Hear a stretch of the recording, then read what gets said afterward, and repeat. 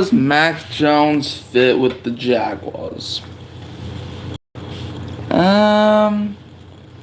This is an idea popped into my head. I'm just letting you know, most of the content I do, like I do some original things, and most of it is original.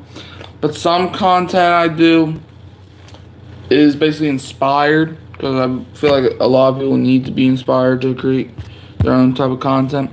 So yeah.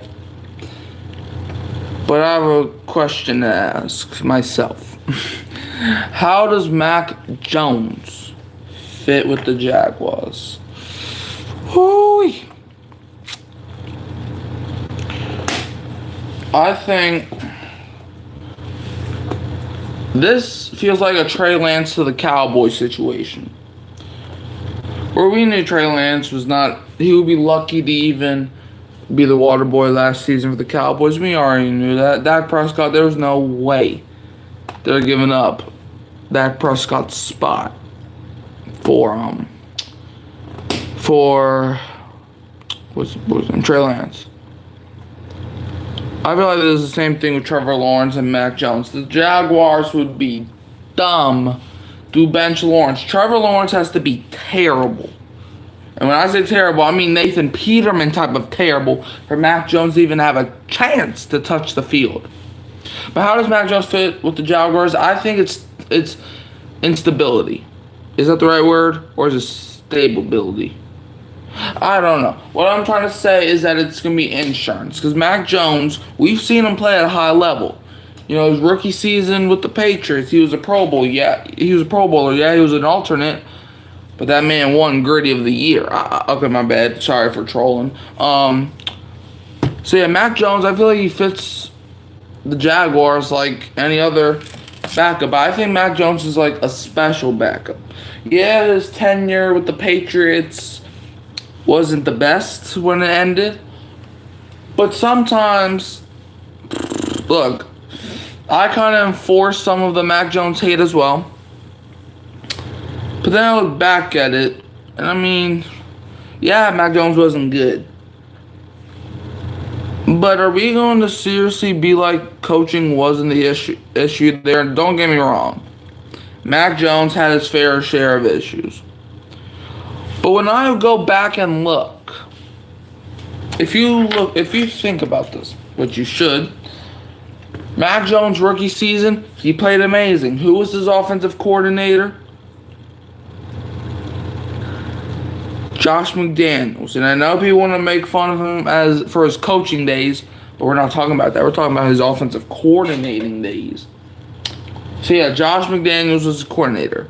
Then he left to go be the head coach of the Raiders in Mac Jones' sophomore season. And then that's when Mac Jones' talent plummeted. You know?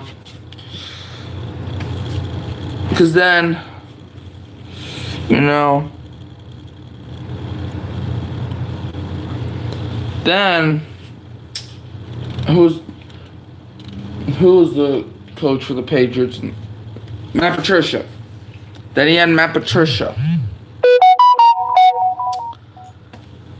I mean, like, Matt Patricia, he was no genius. Matt Patricia was calling offensive plays, which sank Mac Jones into the ground.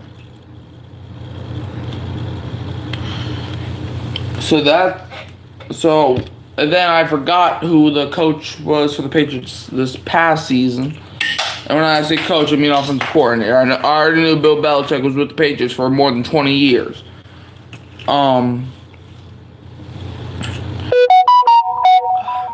So that begs the question, how does Mac Jones fit with the Jaguars?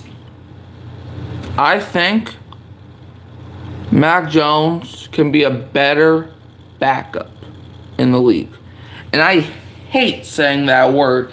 For some reason, every time you said serviceable backup, I just cringe out because it's a backup. Like, I didn't know what the meaning was of serviceable backup, but now I understand. It's basically like if you can give the keys to the car. I just looked at it if you're a good quarterback. I never said good backup. I only said that like one time. So I would say Mac Jones was a good quarterback.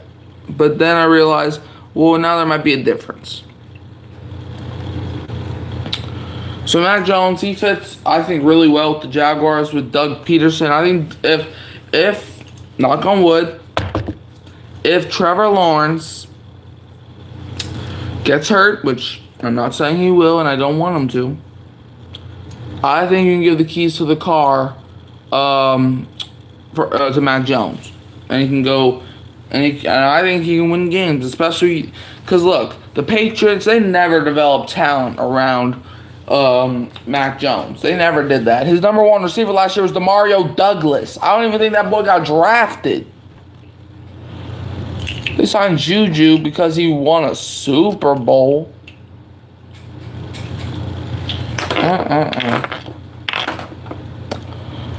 So yeah. But now if Trevor Lawrence doesn't pan out or gets hurt, then now let's take the Jaguars offense, but let's replace Lawrence with Mac Jones. Mac Jones' number one receiver would be not Calvin Ridley. What's that boy's name? Christian Kirk.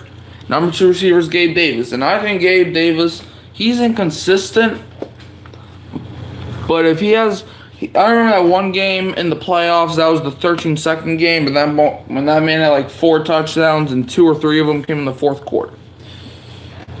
So Gabe Davis has potential.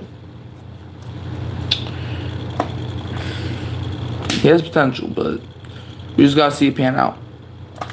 All right. Thanks for everybody for tuning into the live stream, and I have something special planned for y'all later today. Hooey. Don't forget to be a Houdat and not a Falcon fan. I'm gonna start making that my intro. Or no, I'm start making that my outro. Always be a Houdat and never a Falcons fan.